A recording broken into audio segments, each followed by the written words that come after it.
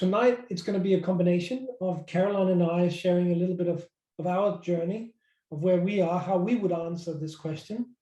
And we tried, you know, kind of the brand of this meetup group is we do try and make it personal. We do try and share a lot about our own journey, to have something to relate to. So we do want it to be as interactive as possible, right? We want it to be as if we were standing opposite each other in real life.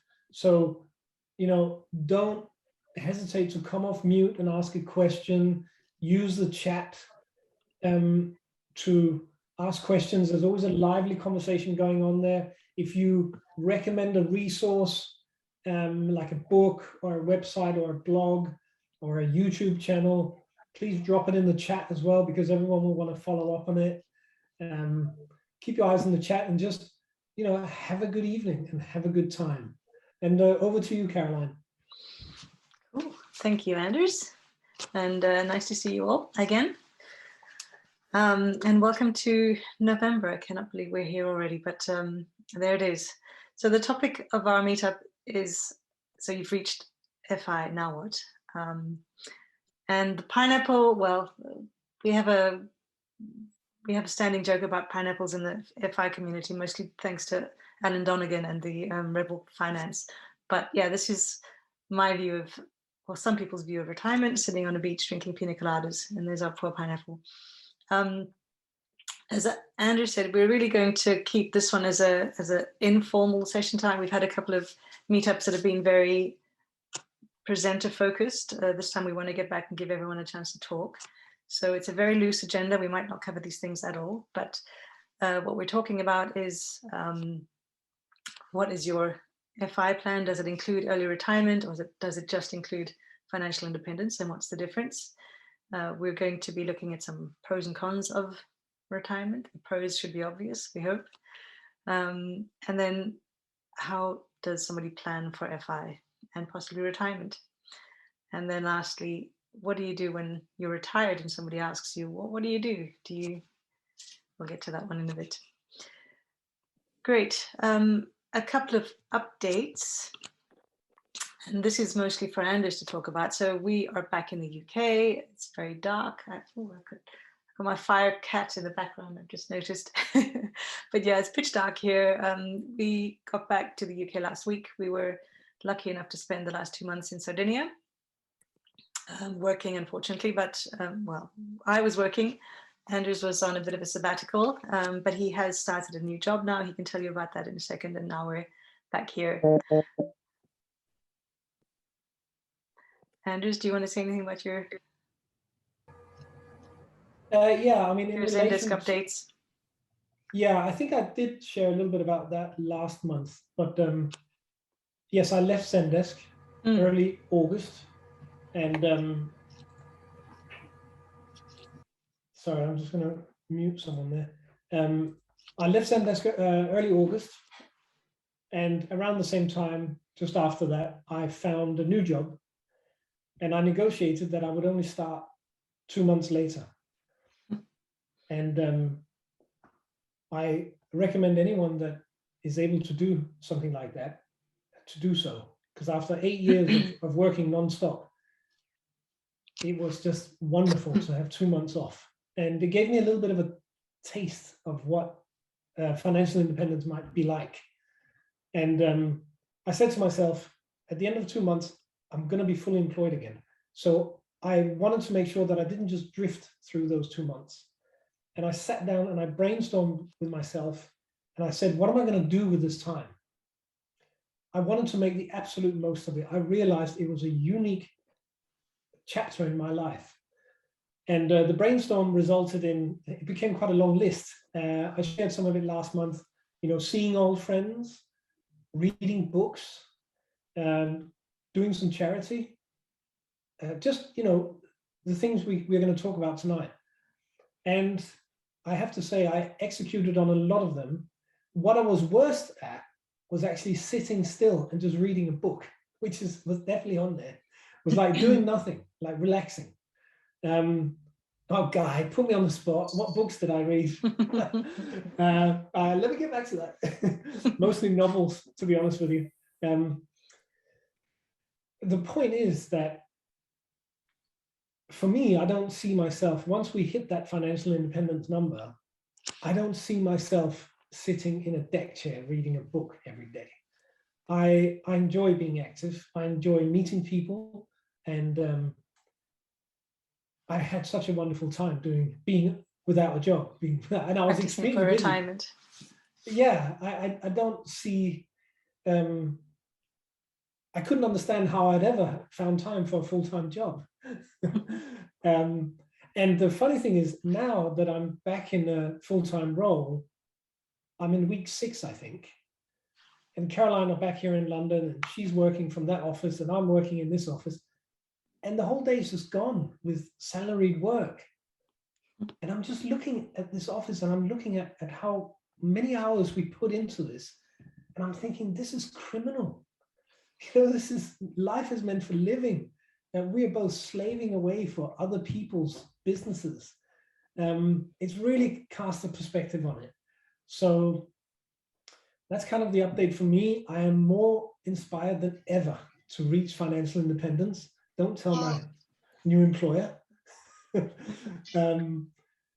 it's been it was good to have a break. It's good to be receiving that salary check, so that our monthly savings rate increases again. Of course, that's an important part of it. It's a necessary part of it at the moment still. But yeah, that's my little input for tonight. Any questions? We'll have those. Yes, if you don't mind. Please. Quick question. So you said you spend a lot of time reading, but you don't want to do it. That it's kind of put you off. So would you say it was an experience of what you don't want to do when you retire? That makes sense. No, I love reading books. Nice question. Thanks. No, it hasn't shown me what I don't want to do. It's shown me what I do want to do. I do want to stay active. And I've been a salesperson all my life because I like to hang out with people. Those of you who know me should know that. I like networking, and both here in London, before we left for Sardinia, and in Sardinia, I kept myself very busy meeting different people. We're going to talk about that on the next slide. I think we can go to the next slide, Caroline. So part of our financial journey, and I will let Caroline speak in a minute. Eventually. Part of our financial journey at the moment is working out what are we going to do. It's tonight's topic. What are we going to do afterwards, and how are we going to get there? And we were looking to buy another house down there. We almost bought another house, which would be our stay in house forever. This is the last time I ask Anders to answer a question. He's completely interrupting my slides. No, so okay, so yeah, fair enough, Guy. Back to your good question. So it hasn't shown me what I don't want to do. It's shown me what I do want to do, which is as I said, stay active, engage, do some charity work. I've been mentoring for a Danish organization or a global organization called Tech Nordic Advocates. They have Tech London Advocates, and they've launched an initiative to encourage women to get involved in software and technology. And I'm mentoring an entrepreneur in that group. I've done so for 6 months, and it's been hugely rewarding. And also back in Sardinia, I went back to a lady who I've taken Italian classes from, and I asked her if I could help her with her tutoring and her teaching. And she tried to get me involved in teaching the local traffic wardens to engage with the tourists who invariably park illegally. And I tried to help her design a course and deliver that to those traffic wardens. So really rewarding stuff, and great to be out there talking to people. Caroline, over to you. Right. Yeah, I mean, this is a little bit of a personal update as well. So thank you, Anders, for sharing that. But just not to get too far ahead of ourselves, I think you all know that Sardinia is the place that we have on our FI radar as a place we want to retire to. So while we were there, one of the priorities was, of course, to look around for a place where we're going to stay. We were enjoying cocktails and beaches and so on, but if I go to the next slide, it wasn't all fun and cocktails. This is a property that we saw and we decided that we wanted to buy it. It is completely crumbling and falling down. And in the end, we didn't get it. But basically, we spent a lot of time while we were there talking about what our retirement and our financial independence looks like. And that's what we do every time we travel and we dream and we go abroad. So even though this one didn't quite work out for us, it's, you know, it's something that we keep on working towards. And I think that's what we want to bring across tonight. It's just the fact that, you know, Anders and I don't always agree on what we want to do. At least we talk about it. Sometimes, you know, I've been going on about getting a patch of land and being sustainable and growing our own vegetables, and Anders had a little bit of doubt about his ability to grow tomatoes and potatoes, or that it was something that he wanted to do. I mean, maybe, you know, we've talked about sailing and skiing and you know, doing the classic retirement things. So, you know, every time we have those discussions, we come a little bit closer to where we want to get to, which is what I hope we're going to be able to do with all of you tonight.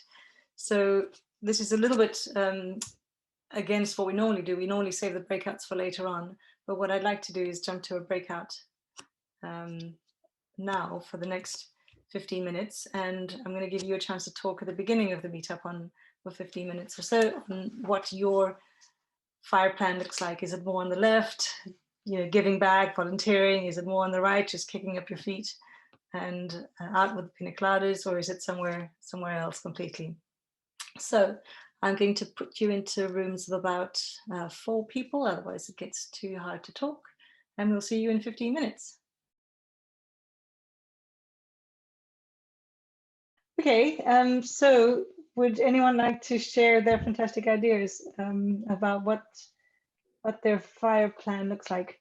Anders, since you've taken control of it. No, not me. Come on, someone from the group. What did your team talk about? I don't mind kicking off if no one else is. I was just talking about my family went fire back in August this year. So I had my little 15 minutes of fame on Facebook, which was lovely. And we've since moved house. We moved out of North London and moved up to Worcester, which was kind of part of the plan for a little while. I would say that our expenses are a little higher than I thought they were going to be. So I'm not actually completely sure I've got my X right. Maybe my X needs to be a little bit higher than I thought it was, but you know, these things can always be reviewed and changed. And actually, one point I wanted to talk about as well, which I mentioned on the chat earlier, was Brandon, the mad scientist, his podcast. You know, I don't know if anyone follows him. I think there's probably a few of us that do, but I think he's now been fire for about 5 years or so, and he's a little bit like a Mr. Money Moustache in a way, in that he doesn't publish too many things that often anymore. You know, he started off publishing lots of things very frequently, and now you know, he might publish a podcast every 3 months or 6 months or so. But he put one out I think yesterday, and it made a couple of good points. So I was just going to mention them on here really. So maybe some discussion points. One thing he said was that, which kind of rang a bell with me, was that the actual making it to fire is really, you know, if you're a spreadsheet fiddler like I am, it's just an extra few pounds, you know, on your, you know, between going from not quite fire to being slightly over fire. It's, you know, and it's probably more of a progression. So if you just consider, like what he's saying is just consider every you know, bit more money that you manage to get into your pot as being that you're less dependent on the work you were doing, and don't really look at it so much as being, you know, one massive great goal that you're trying to hit. I think that does ring true. It certainly rings true for me anyway. I can't say that, you know, this big kind of like weight has been lifted off my shoulders and now I feel amazing because I've hit my goal. Sorry if that dispirits anybody, but it's, you know, it's yeah, to me I think it's just a progression. You know, and the further along that path you get, the closer you are. And then once you get to a certain point, then you've got the marginal utility of money kind of comes into question, and you know, you get to a point when you don't need so much anymore, and then I guess that's the point when you really start to give it away. I think that's probably the best thing you can do with it at that point. Mhm. Sorry, and the other point I was going to mention as well from the mad scientist as well, again, another one that really rang true with me, was that if you follow him, you'll know that he's had this dream of, he's a musician, and he's had this dream of writing and recording his own music for quite a long time. And he said that before he turned fire, he had always put it down to his job getting in the way of him being able to spend the time to do the recording and do all of the things he wanted to do to get his music out there.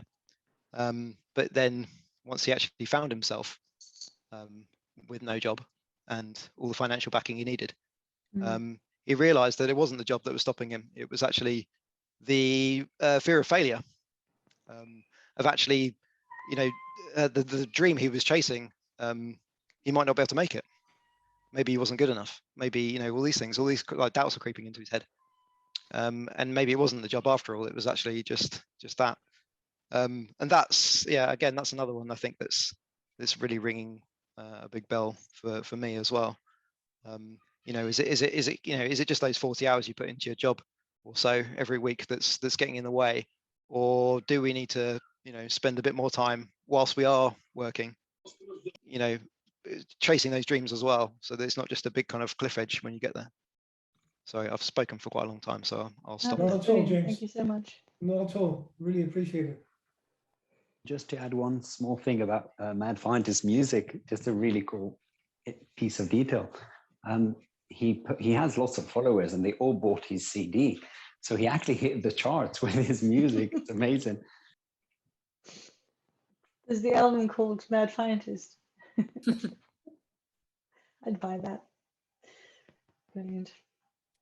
Yeah, I think, we'll probably look at that a little bit later, but, what are the reasons that retirement is not always so easy? And I think that's a really good point, that it's, while you've got your work, you can say, oh, I can't do that because I've got this 40-hour week thing that I'm doing, but you don't have that excuse. What are you going to say? Would anyone else like to share their retirement plans? Anyone else who is already FI or retired and wants to share the insights from the other side? Well, I would say I'm FI but not retired. FI very light at the moment. So I don't have any time, any problem filling up my time. Somehow it just does get filled up. But what I was suggesting in our breakout room, because Debbie, I hope she won't mind me saying, was saying she doesn't really have any goals. And I was talking about these kind of mini retirements that are a bit of a thing now, because she was saying she'd like to travel, and I was kind of, being a bit older, I was thinking about the fact that perhaps by the time you get to FI, you might not be able to travel. Your health might not be good, or you might have other caring commitments or whatever. So I was sort of floating that idea as well, of not actually waiting till the day, but building it in along the way, so that you achieve some of those things you want to do, because it would be terrible to get to that point and then find for some reason you can't do the thing you've set your heart on doing. Yeah, brilliant. I think that's the contradiction, I guess. You spend your whole life earning money to be able to do these things, and then by the time you get to the age when you can enjoy it, you can't enjoy them anymore. Richard, you were in my group. Do you want to mention that, because you had a similar conclusion about your retirement or your FI plan about kids? Yeah, so I mean, from my experience, I fired 4 years ago, and I think I think the independence is one thing, the retiring is something different, and I knew what I wanted to do, so I set up a property business, etc.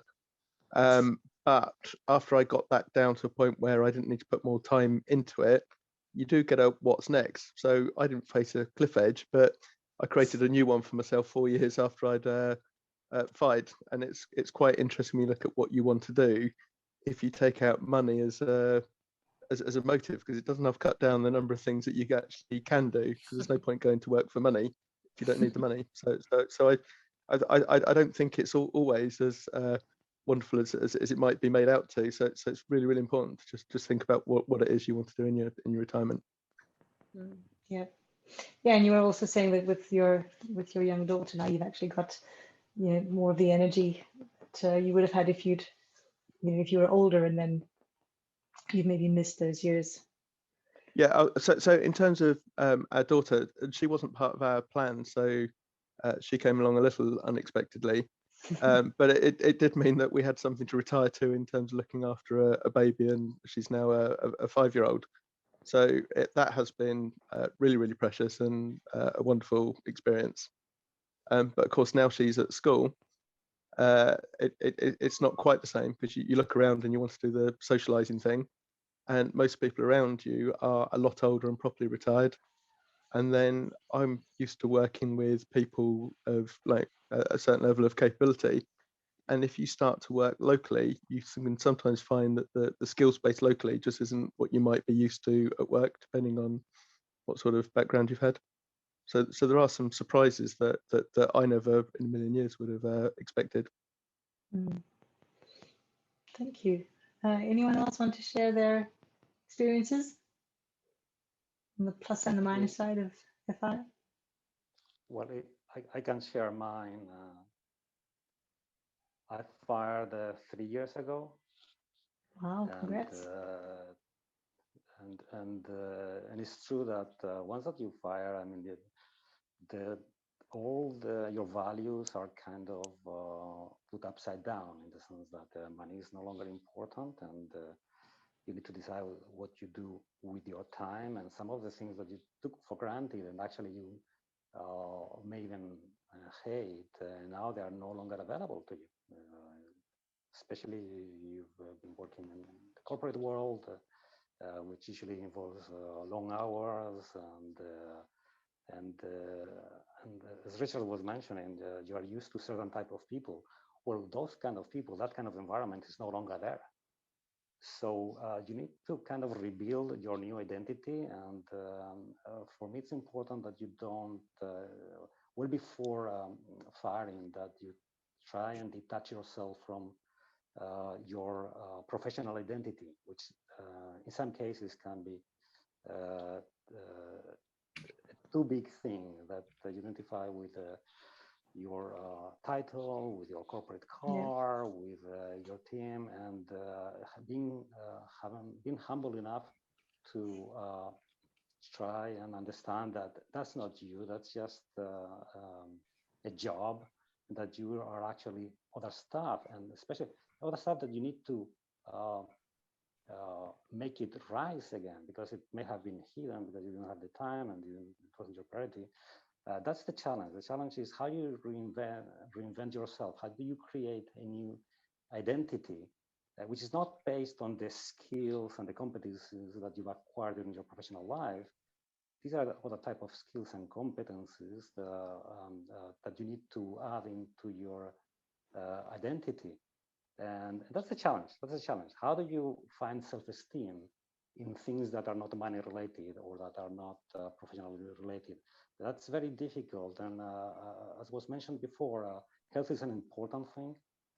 So you need to fire while you still have maybe the second part of your health span ahead of you. Because if you fire when you are 65 and you are with poor health, that's not really firing. That's just ending your days. But we should flip it around, right? We should retire until we're like 40 and then work for the rest of our lives after that, when it's not so much fun anymore. Flip things around. I think your health is really the most important thing. I was thinking about this the other day. I was thinking, is it better to have to be 25x and be in poor health, or is it better to be starting from scratch and have the perfect health? I think I'd rather be starting from scratch, perfect health. Yeah, would be my personal preference of the two things. I might even take. I mean, if I was doing a deal with somebody, I might even take minus 25x and have perfect health. Cool. Does anyone who's hit fire and been doing it for a number of years ever thought about going back to the corporate world, not for the money, but for other reasons, you know, just the engaging the mind and social benefits. Great question. Or even as a consultant, maybe. Yeah, I've gone back, Linda. It's mainly because it was difficult to fill my time because my wife's younger. So that's the main reason. I mean, the other thing is I've mentioned in the chat, FI is a bit of a moving target, because if you've got a child, then you start to think about, well, you know, you need to make money for him to have a flat, or, you know, pay for private education, blah de blah. So there's those aspects as well. Yeah, interesting. I agree with that. It's a moving target. This whole formula. I was saying that in our group, that because Dwayne wants to travel, and I was like, yeah, okay. So now we've gone through a number of years of working very hard and cutting our expenses, so we have a high savings rate, and based on this life, we've calculated our FI point, and now we retire, and then we go and travel around the world in 5-star style, and suddenly we blow the entire budget. So I've realized that it's very nice to work on these formulas, but real life doesn't work like that. Just look at now the inflation we've had, increase in grocery costs and petrol costs. Oh, and, no, don't do that. you know, no, let's not go there, but sure, moving target indeed. Perfect. I'm going to jump onto the next slide. We can definitely keep this discussion going. But this is from, I can't remember the source. I will share it in the notes afterwards. It's one survey of a few thousand people saying what are the typical aspirations that people put down when they're planning to retire. And as I'm sure you could expect, traveling is up there. How many of these things were on your list? Work in the same field. I mean, how is that retirement? Study, work in another field.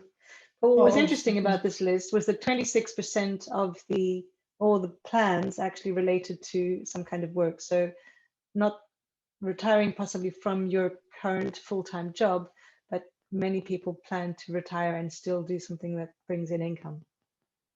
Sorry, Anders. Well, I think as you're going to get onto, stealing your thunder again, Vicky Robin makes that differentiation, right, between your income and your work. So working in the same field, as in someone I think suggested just a moment ago, keep active. You can stay in working with the same people, but just don't do it for money. Yeah, we had this in I think it was 2 meetups ago, when we had the debacle over trying to share the YouTube with sound. But we had Vicky Robin the video, and she describes the difference between jobs, work, and income. And of course, your job is what you do as a paid, fixed employment. Work could be for money or not for money. It could be volunteering. It could be any kind of work. And income is just what you need to keep going. I mean, what you need to pay for your expenses, and you can have income from property or from shares without having a job or having work, and you can definitely work without having a job. So I think your identity doesn't have to be tied to job, as you were saying, Rick. I think it's really extracting yourself from just being identified by I am an accountant or I am a this, but still being able to do useful work. And when people do identify as the job, which is quite common, particularly in men, which if they then get made redundant, the whole world collapses, because that is their world, and they don't. And so you need to be building other aspects of your life so that you're not completely reliant on that job identifying you. The other thing is, when it comes to fire people, in order to fire, you've got to work hard. You've got to be a very motivated, hard-working person to get there. So the concept of then just switching it all off and doing nothing is truly bizarre, because having been so good at working and making things happen, then do nothing, it's just not really going to happen. Or I don't think it will. I mean, some people might be really good at doing nothing, but yeah, I don't see how fire people can, because they're too motivated. But, you know, nothing. I mean, sitting on a beach is probably doing nothing unless you're, you know, reading War and Peace or studying through an online university. I mean, there's, you know, multitask. But one of the people in our group as well was saying that actually Melissa, I'm going to steal your comments, please jump in after this, that we also have to appreciate the value of doing nothing. And as how you were saying, that it's very difficult to switch off. You were terrible at slowing down and doing nothing. And we almost feel guilty for not being able to say, oh, I'm doing this. And so even if we're not in a job, we volunteer or we study or we sign up for courses, because it's not okay to be just saying, well, I don't do anything.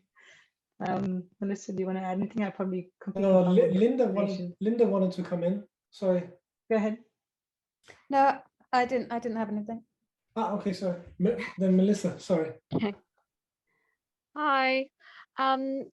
Yeah, so I mean, I was just saying, I read a book called The Art of Rest, and it was all about activities that, you know, you do for enjoyment, like reading and walking and being in nature and things like that. It was based on a study in the UK around activities that people enjoy doing just to rest.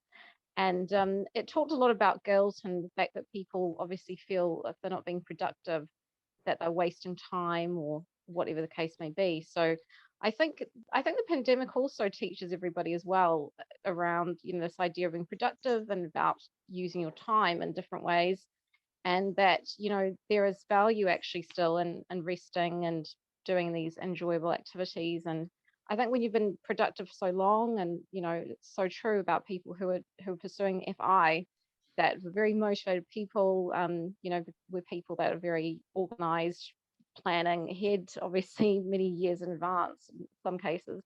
And so when you reach that stage, you've got to be prepared to maybe switch off that kind of whole really being productive kind of focus that you've got, and, you know, change your identity. Like identity is brought up a lot. I think your identity is another thing, is just to think about, you know, what your identity is, and that you shouldn't just base it all around being productive, what your job is, that there are other things in life that have value, and whether that's children or other just enjoyable activities, basically. So yeah, that was what I was talking about. Interesting. To me, it's a reward. It's one of the rewards of being FI. Doing nothing. Absolutely. Yeah, to have the choice. Yeah. You know, well, you also said, Zanji, that you didn't have any problem filling up your time. No, not at all. No, I mean, but that's by choice. You know, it's not that I'm, you know, having to work, you know. So the things I do because I want to do them, not because I have to do them. And if I don't want to do them, I won't do them.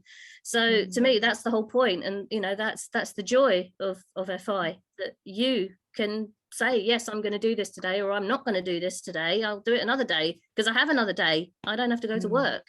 So, you know, the flexibility of it is part of the joy. You don't have to run round after your tail like you do when you're working. And it is a different, you know, you do have to adjust to that. You know, it is a different pace, you know, but, you know, I still get a kick out of not setting the alarm, you know. Yeah, I mean, I do set it if I have to set it, but that's only if I have to set it. So, you know, you have to kind of embrace that part of it as well. You know, there's a joy to it. There's just freedom, and, you know, it's not like being on a permanent holiday, but kind of. It's that sort of feeling you have when you're working and you realize you're on leave and you don't have to set the alarm, but it's all the time, you know. So. But Sanji, you also said that your partner hasn't retired, right? No, So, he's still working. And do you don't have a plan to retire together at any point? Or do you find it? I guess eventually we will, but I'll probably have done it a lot, you know, for a lot longer than him by the time he gets there. So, you know, but, you know, I won't retire, you know, per se. You know, I was saying in my breakout room that, you know, I do have plans to be productive for the next 10 or so years at least, and, you know, I still have that in me, but it will be something I choose to do, not something I have to do. That's the difference. Which is why we're in this whole thing to start with, right? To have the choice. Absolutely. That's what it gives you. Yeah, choice and freedom. Good. I'm going to jump on any surprises on that list of aspirations, new business, work in another field. I'm surprised that health is not on here, to be honest. A few people were talking about, you know, how important, well, James, you said health, and a lot of people actually say, well, finally, I'm going to have time to run and work out and hike and do all those things. And that's not really on the list, which I think would be something that we would probably spend more Well, time you have to on. get your health good in order to make the most of all the money you've stashed away all those years. You don't want to go and die young, do you? Because that's a real waste. That would be a real waste, even if you are leaving it to a very deserving charity. Well, you Any can still other- do that, but not quite so yeah. soon. On that note, we'll move on to, oops. So we have talked a little bit about the difference between FI and ER, sorry, R, early retirement, RE, but retire early. And I think these two terms get conflated a little bit. It's like retirement is a bit of a bad word, and we have the retirement police. I think even somebody in our group said, oh, you fired 4 years ago, but somebody told you off because you were still, you know, doing things for 5 days a week. Why do you think people see retirement as a negative? To the floor. It's probably And the are wrong they- route to be asking why people see retirement as a negative if retirement is something that's generally strive towards for FIRE people. But do we strive for early retirement? I mean, because a lot of groups, we tend to call ourselves FI and not FIRE. I think FI is the first step, right? You don't have to work, but many people, I think, in our group say, well, even when I am FI, I'm going to keep working, maybe not having a job. If I had set up a poll, I would have done a quick survey, but I guess the retirement in the traditional sense is thought of as when you get to 60, you know, you quit work and you, I don't know, sit in a chair with your pipe for the next 20 years until you die. yeah, it's not an attractive image, I guess, unless you like sitting in a chair with a pipe. But well, for me, and you probably don't have a choice, right? It's not you have to. You're forced to leave. You're pushed out of the workforce. Yeah, I guess you've worked your whole life and you've been so stressed that your health isn't, I guess, necessarily in the best, and because you've not been able to, you know, you've got to your 60s or your 70s and you're retiring, and naturally people's healths aren't as good during that time. So I guess that's why retirement's thought of as a bad thing. But if you're retiring in your 40s or your 50s, then, or even your 60s, you know, and you've still got good health and you can still do things and you've got money to do things and the desire to do them, then retirement's a good thing, I think.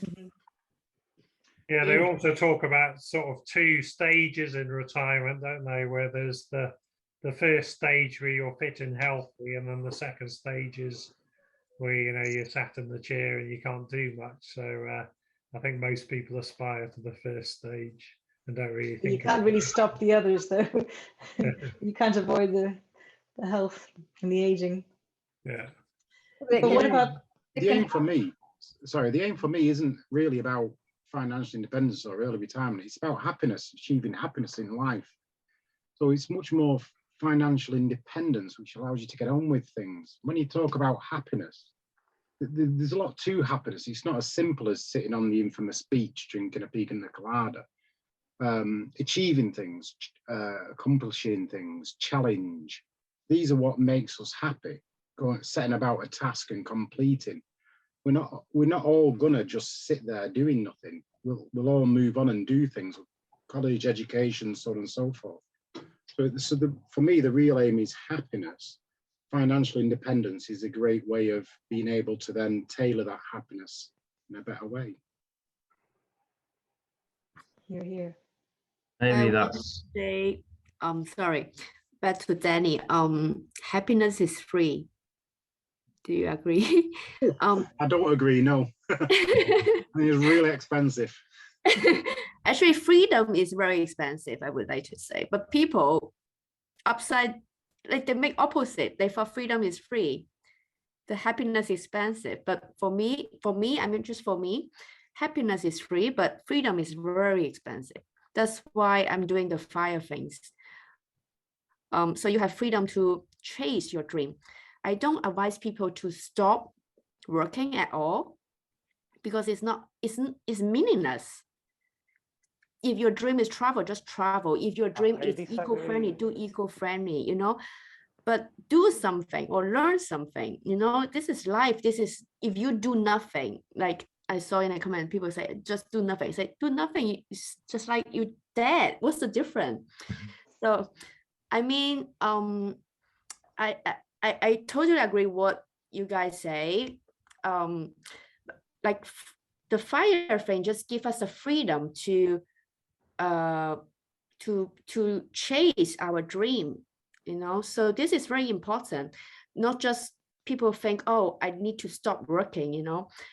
If you really have this mind, change your job, because you are not going to make anything. If you really hate your job, just change it. Just stop thinking too much, you know.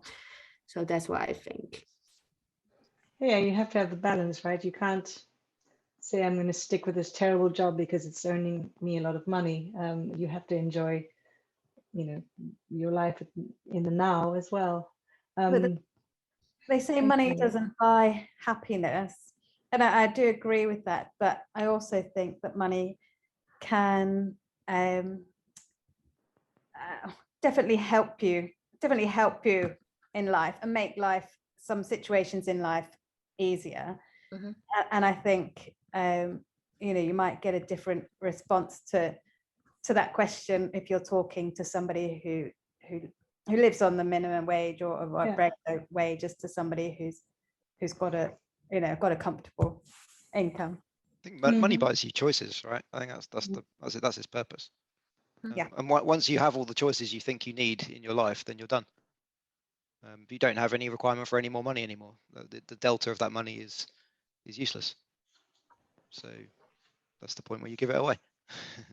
Why don't you make different choices then? Redefine what your choices are. Maybe, you know, but it's, you know, there are some people that all the things they want to do with their time don't cost very much, and there are other people that, you know, that have lots of things they want to do with the time and they cost a lot. But if they've got the money to do them, then they have the choice to take their pick. So, you know, I mean, they could look for more expensive hobbies if they so wished, but, you know, and spend more time earning more money to achieve those. But, you know, if they weren't really on the radar in the first place, then maybe they're done.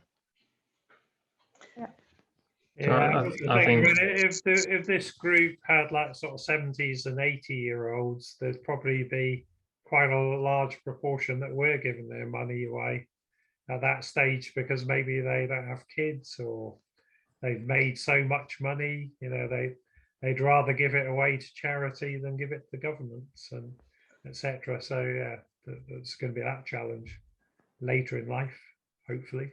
I think it's also, it's so hard. It's that equation again that we were talking about previously. It's so hard to know how long you're going to live, what kind of care you're going to need later on in life. So it's difficult to balance how much you save in the first place, and then how much you give away before you die, because you never know what you might need. Yeah, exactly. I suppose you can always, you know, if you're unsure, you can always leave it in your will, you know. Yeah. So once you've gone, you don't care what happens to it to some extent, but. James and to hand it out whilst you're still alive, man, wouldn't it? So it's both from the tax purpose and also the fact that you can see what people do with the money. So I'd agree with lots that. of chats in the chat, lots of comments in the chat. But James and Richard that were kind enough to contribute that you've hit FI. Coming back to the slide, do you go around telling people that you're retired? Yeah, that's what I was going to ask. You say I'm financially independent, or I'm retired, or well, I'm not property retired. investment. I'm still working at the moment, but my plan was to go part-time next year. Mm-hmm. So I'm not shouting I'm retired just for the fact that it wouldn't be true, but and I'm also not shouting the fact that we're financially independent either. I mean, I put a post on Facebook, but That's as far as I've gone. Yeah. I think it's. I like talking to other people who have similar goals. That's great, but I don't want to start showing it off or being, talking about it to people that. One thing I would say that is that if people start talking to me about unhappiness or spending too much time in their job, then I'll absolutely bring out the fire stuff, and talk about it over a couple of pints. If I think that it might help them. Make them join the cult.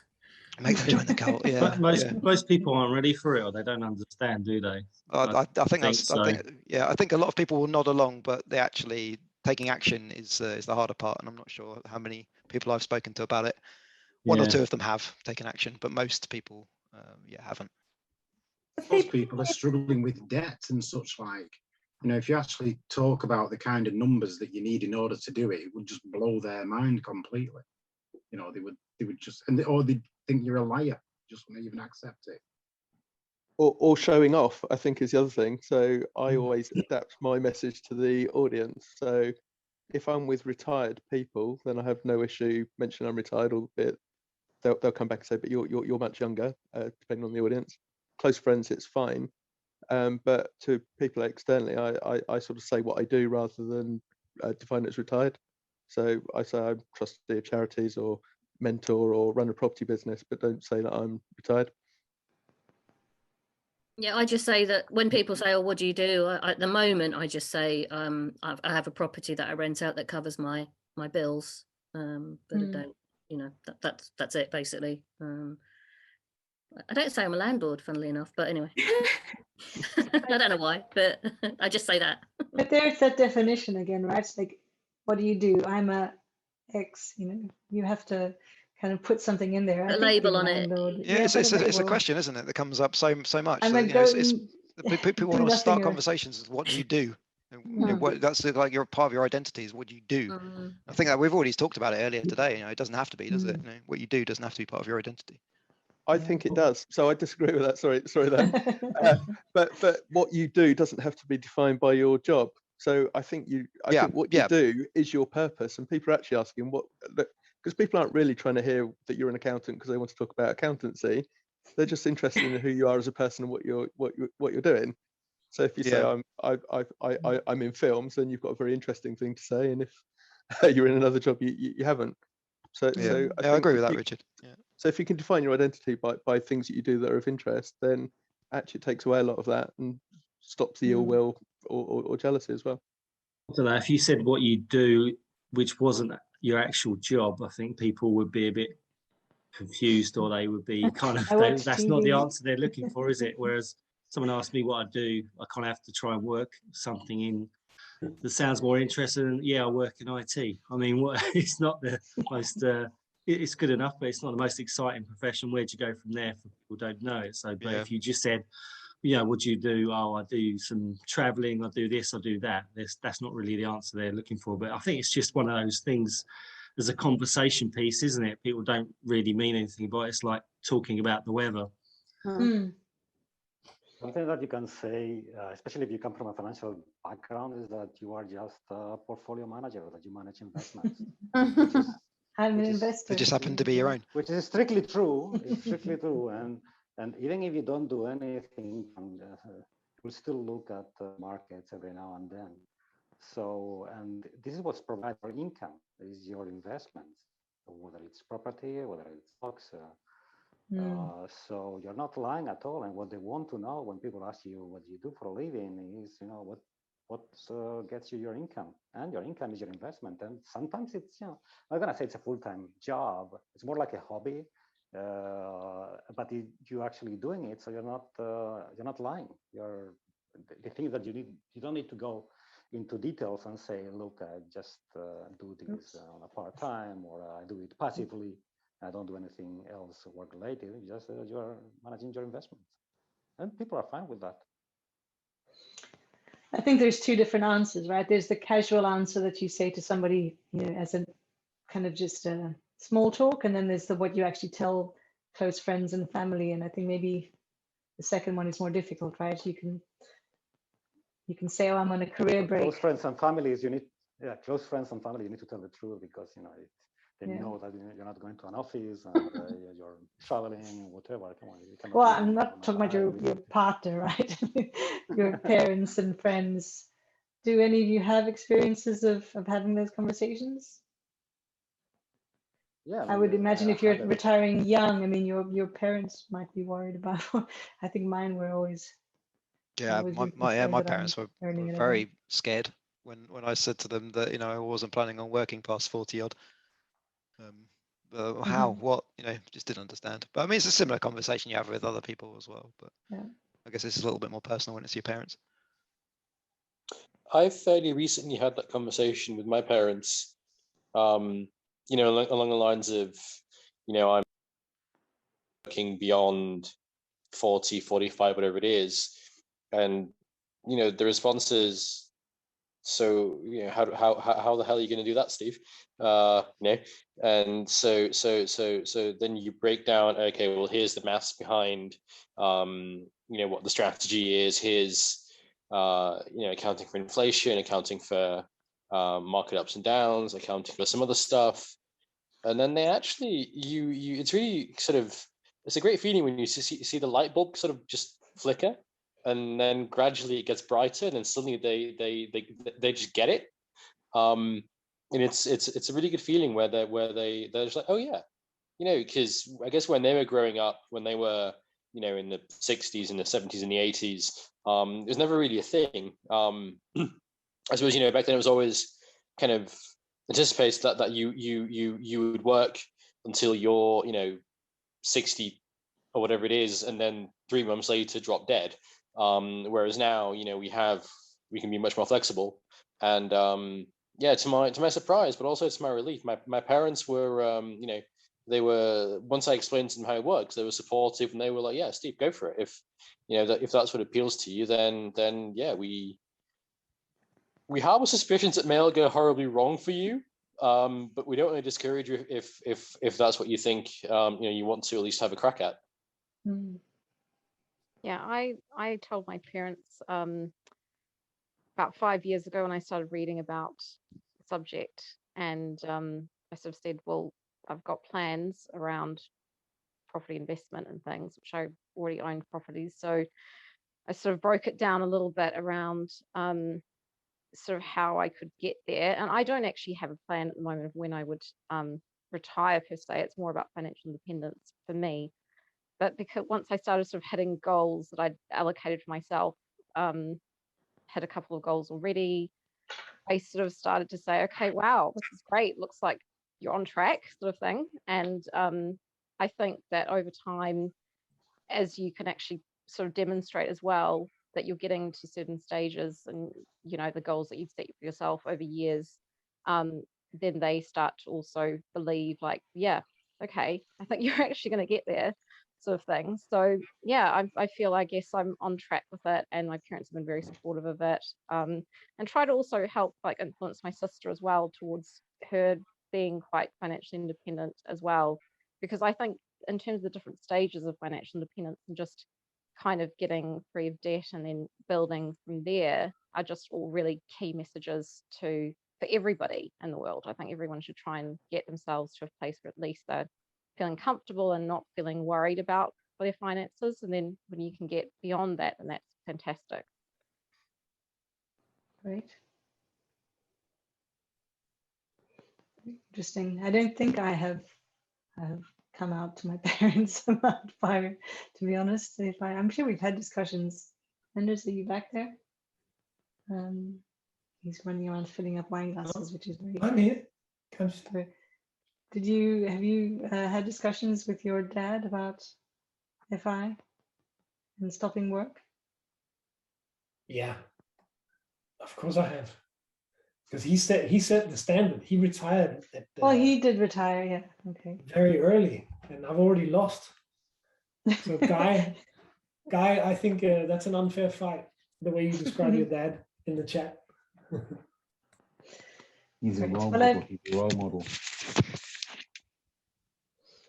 Wonderful. Well, I jumped forward a few slides because we've basically covered this question here, but I wanted to include it because it is an interesting one. You know, I don't think I've thought about it, but I think very few people actually tell the whole truth, because it's just one of those things that you'd have to be an hour talking about, and it's just easier not to have to explain. Caroline, I'm sorry, I'm going to have to interrupt you because John B is coming out with some real gold in the chat. Yeah, I see lots going on in the chat. I'm trying to follow what's going on. John, can you just tell us a little bit about this, how your daughter now calls herself financial burden number one after you explained FIRE to her?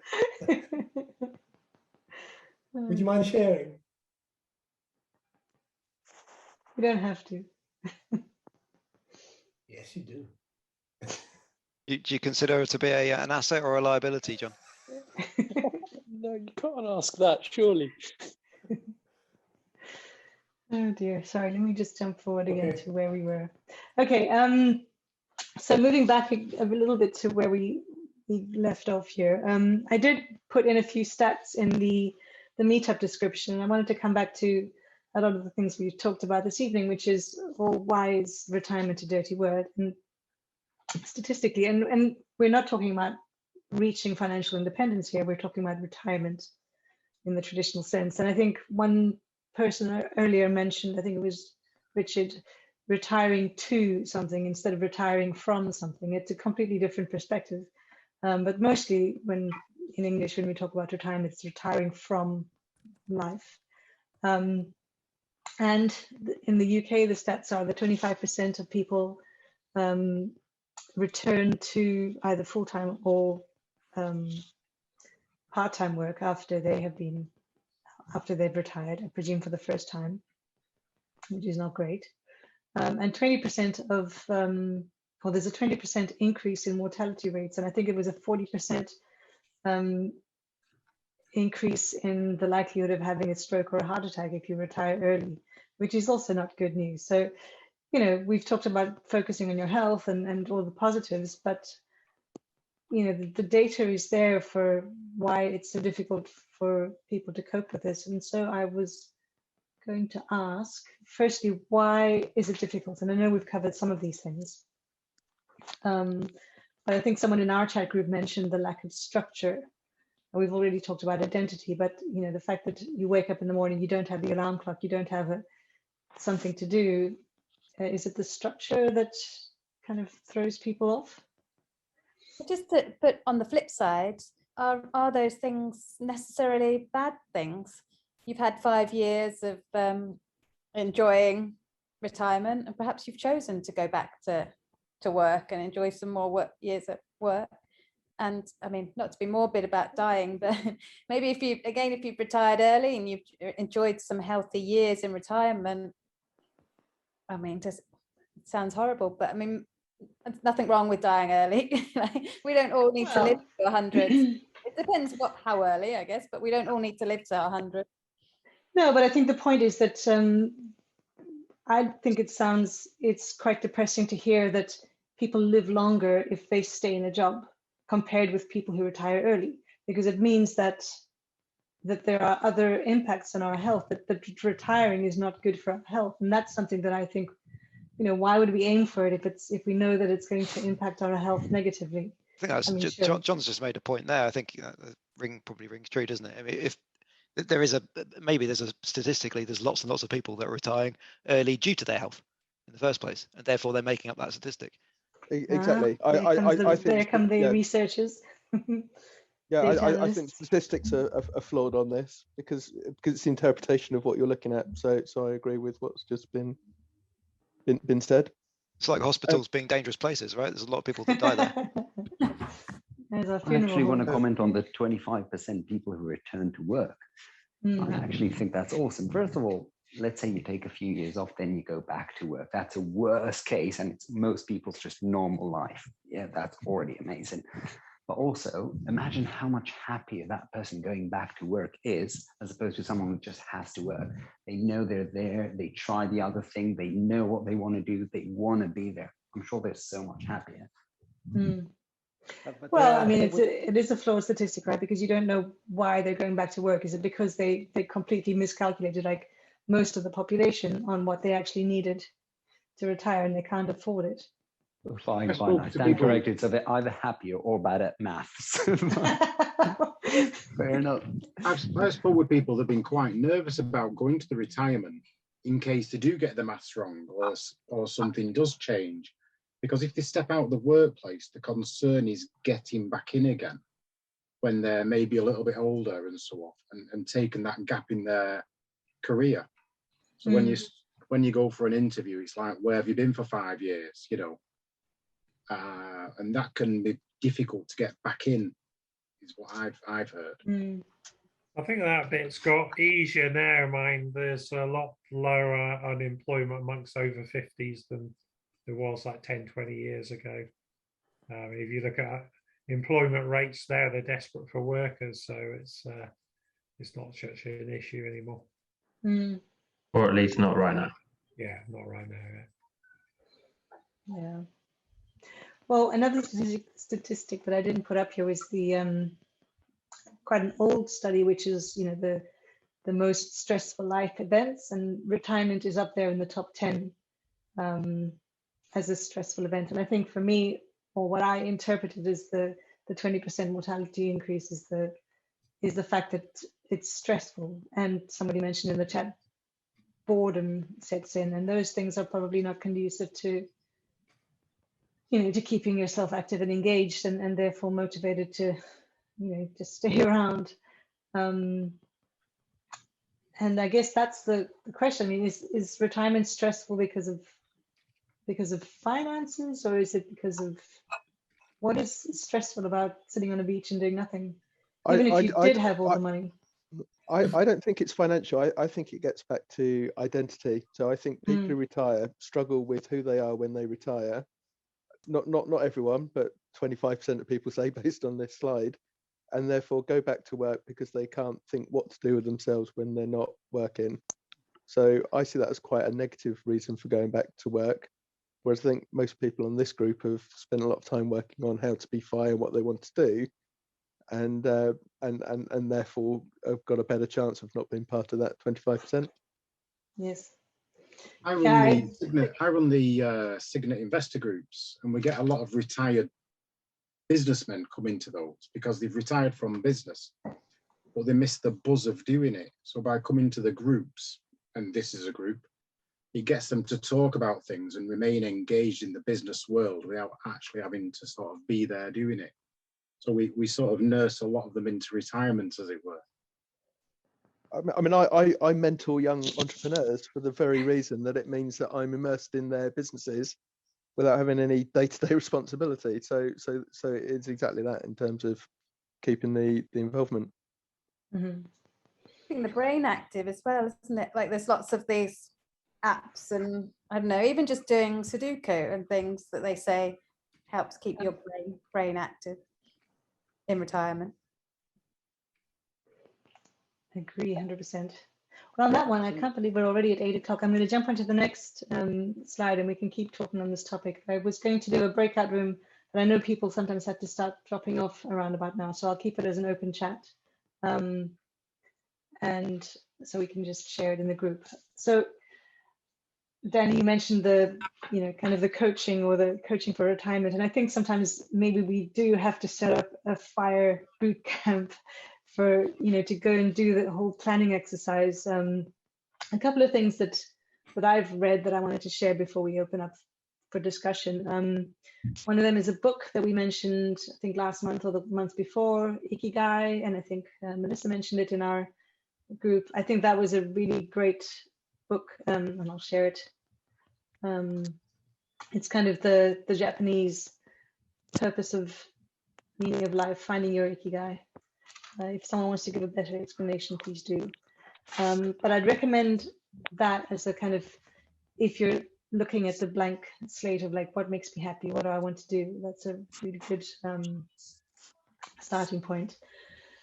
Vicky Robin also has some really good things. And what I took away from Your Money or Your Life is that she has some chapters at the end, which I think people first focus on the early chapters when it's about how to get to FI, and they skip the last one. But what she also says is it's so important to start building up, to start preparing and visualizing yourself in retirement, because what's the point of, running off and going to, Italy or Mexico, and when you're 60 or 65, and not, you have to completely start, you have to build a completely new social network, you have to, start new hobbies, you have to find new things. I mean, it's very difficult to reinvent yourself completely at that age. So make sure that you've got the support networks and for friends and family, and you've built up the hobbies before you get to that age, so it's not such a shock.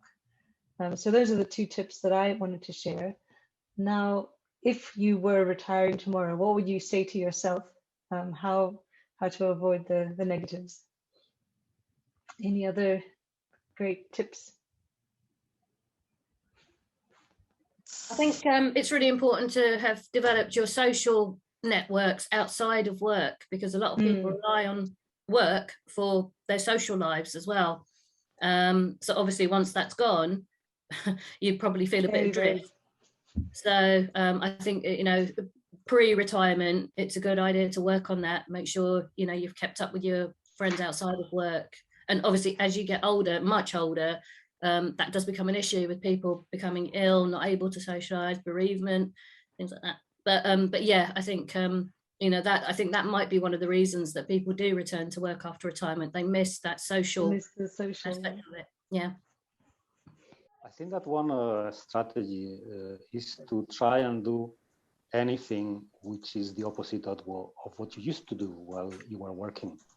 Because by this, you are forcing yourself out of your comfort zone, and you are also developing new skills. And that's what's going to be important for your new identity. If you continue to do things where you were good at while you were working, you are not really making a break with that, and you tell yourself that maybe that's what you like.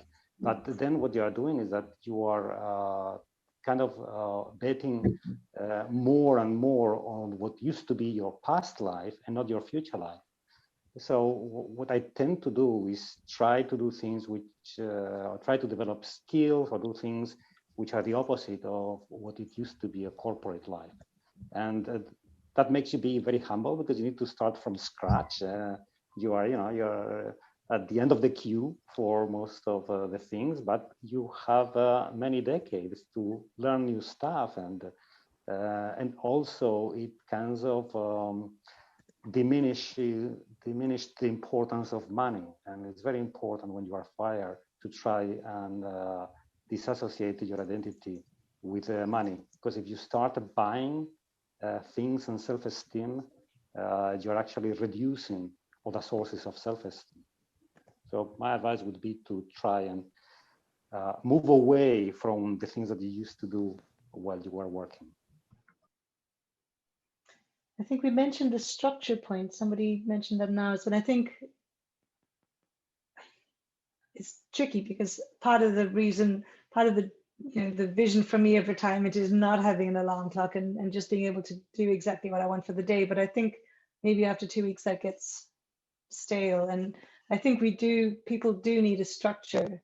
You can, I'm not sure what that structure should be, and maybe someone else could give a better idea of how much that should be.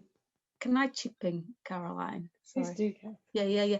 Because I was reflecting on this, that I'm very much like a structured person. I work in project management, and got to have a list of things to do, and you've got to have whatever timelines on things. So I was starting to think about this, because I may be able, I will be able to, I will reach financial independence next June.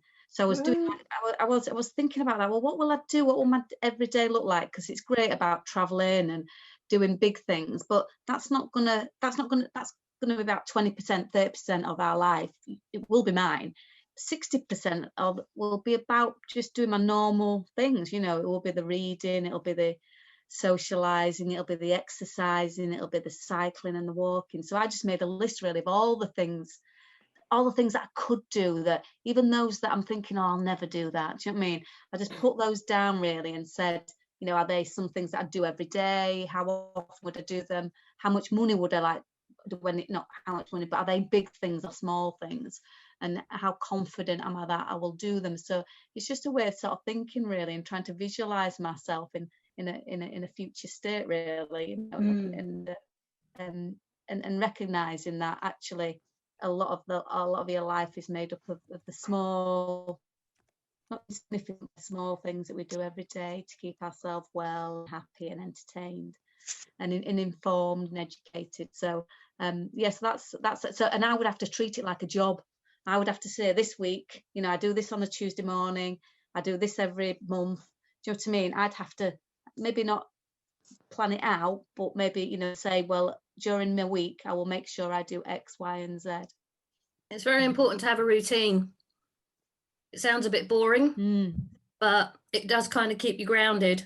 I think we were told this during lockdown as well, that it's really important to have a routine, even if it's, you know, not the mundane things, but the routine things like exercising and, you know, life admin, all that stuff, you know.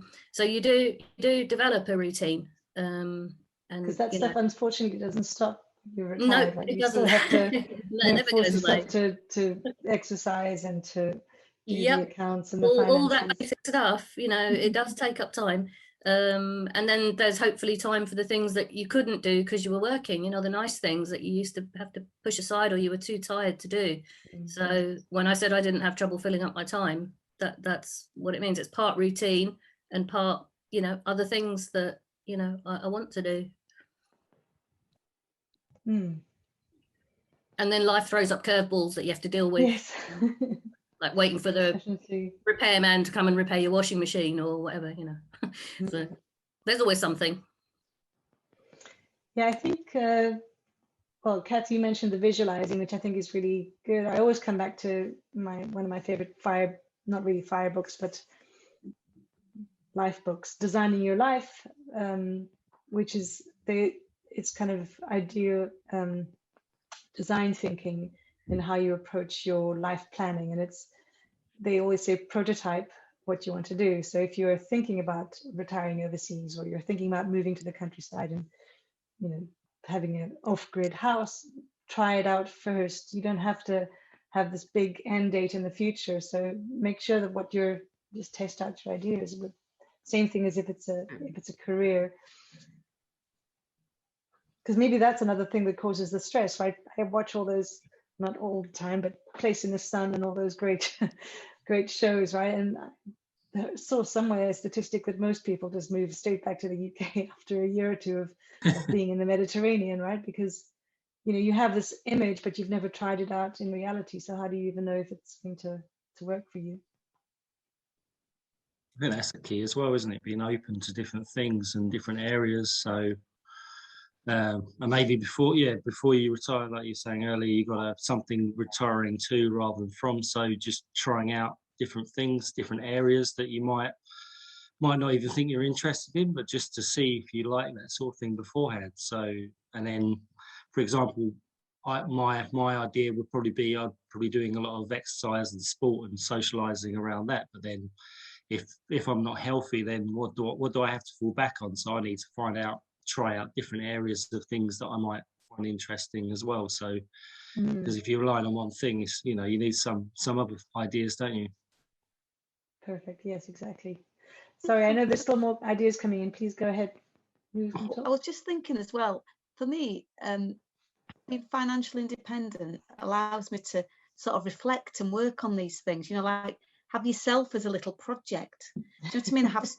I have trouble sleeping, and, you know, I'd like some abs at 55. Do you know what I mean? So how can I hack my life? It gives me that little attention. I can, you know, I don't know if anybody listens to Tim Ferriss. Do you know what I mean? He does it to the nth degree, doesn't he, Tim Ferriss, you know, about hacking his life, really thinking about improving things, and, you know, having a little. Oh, sorry, Kath, your network is.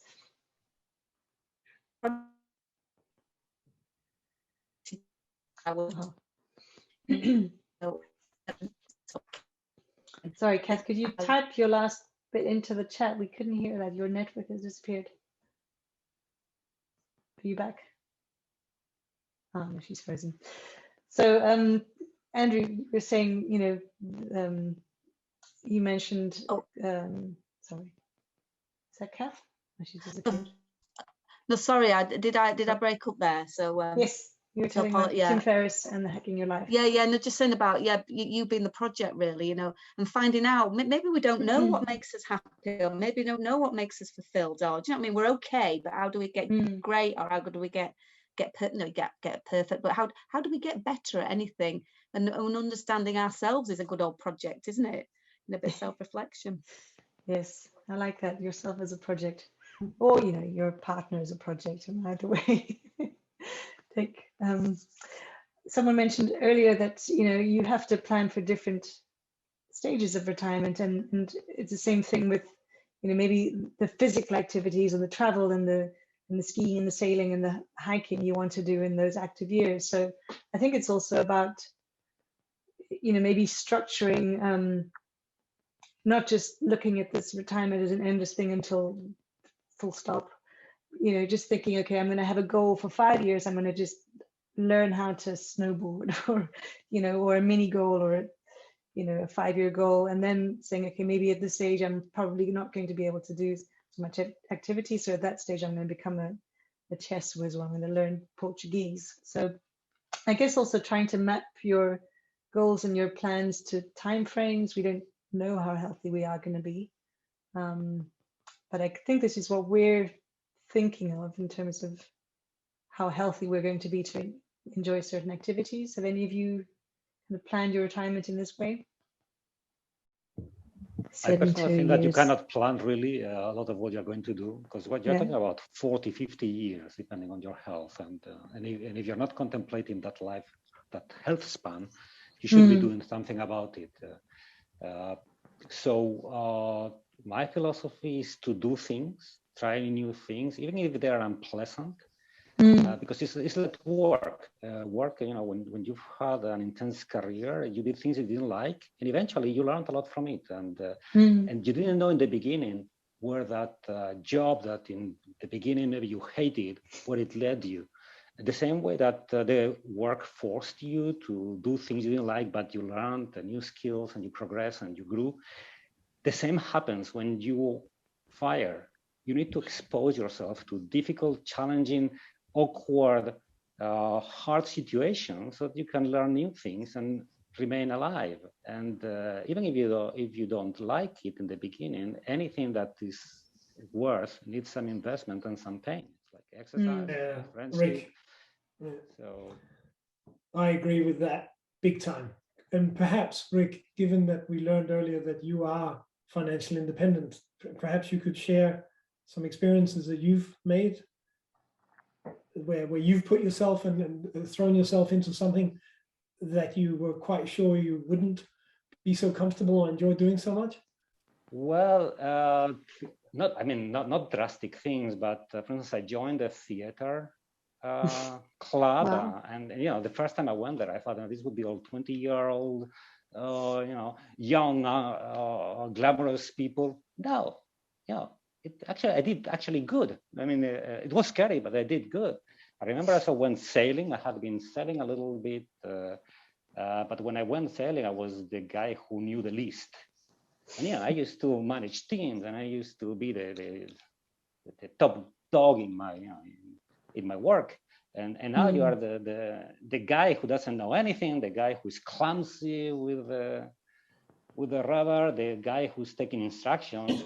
And I like that. I like that because it was an investment. It was an investment of humility and learning. And to me, is this kind of situations which are completely different to what you were used to, what you don't have those skills, you don't have those resources, you don't have those competencies. You are kind of fragile, and that's what makes you develop new areas. And it's important to do that because you have many decades ahead of you. So you cannot just settle down on a dream that you had maybe 20 years ago and say, oh, I've achieved it and that's it. No, you have to reinvent yourself every 4 or 5 years. You need to change the country. Even if you're very comfortable where you are, you need to change your country after 5 years, 6 years, so that you are exposed to new things. At least that's how I regard things. That's really inspiring, Rick. Thank you.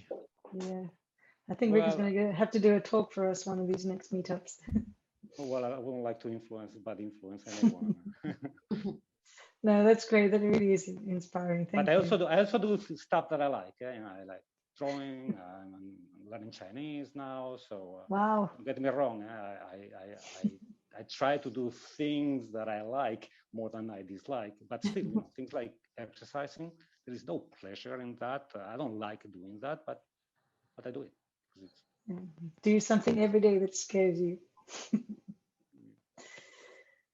Great. Well, I think this this graph here is a little bit more for financial planning. So, you know, talk about, you know, when we're trying to get that 25x number or whatever the magic retirement number it is.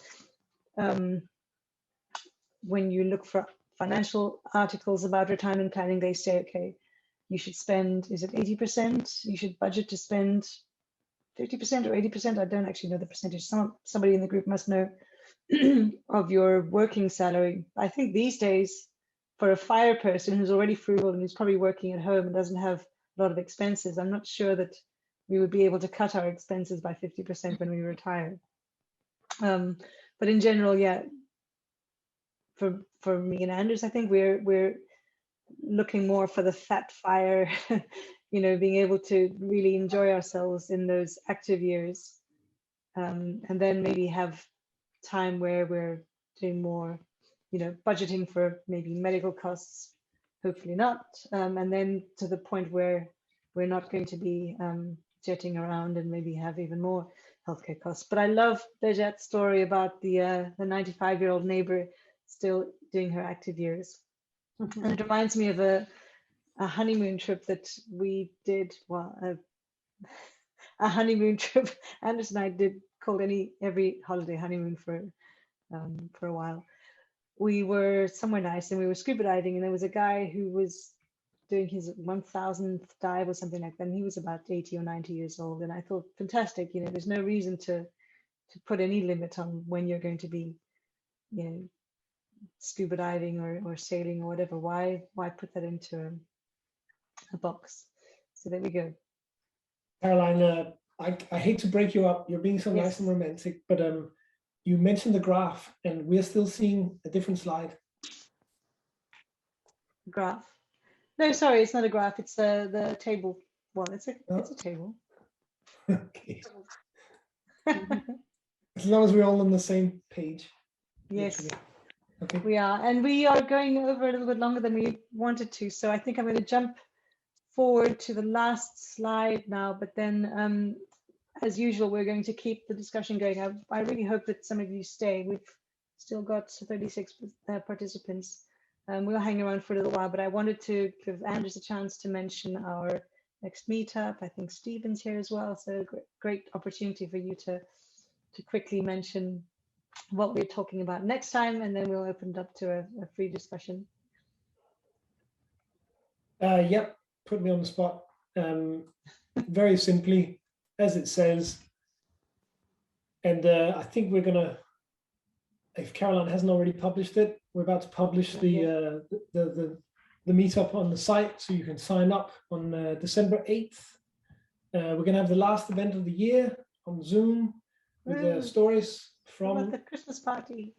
Yeah, one of our members, long-time members, who's going to tell us some stories of that he shared through the last few years of his work as a financial planner, the sort of people he met, the stories that they would share, and yeah, really fascinating stuff. So I hope you can join us. That's it for me. Thanks everyone for joining. Cool. And Stephen, did you want to say anything else while you've got the mic? Not particularly, no. Summarized it well. Put Yeah. people on the spot. Great. No, we really look forward to having you on next month's meetup. And yes, you have been with us from the early days in the pub, so we're looking forward to that. Thank you so much for doing that for us. So I'm going to jump back to well, I'm going to switch off the slides now and stop the recording. I think we've had so many great ideas tonight, and I really would encourage everyone to stay online and keep talking. I think what's come across for me is that, as I mentioned in the listing, is like, well, duh, of course you know what you're going to do when you retire, but very few people, I think almost nobody that we've spoken to or who's shared experiences tonight has actually had a really clear view of, I'm going to do this, I'm going to do that, and I'm going to do this. So, you know, retirement is not easy. It's something that you have to keep on asking yourself, is that really what I want to do? Maybe leaving open, leaving space for changing your mind at a certain point, but also not underestimating how difficult it can be. So there we go. Thank you all for joining us. And see you next time.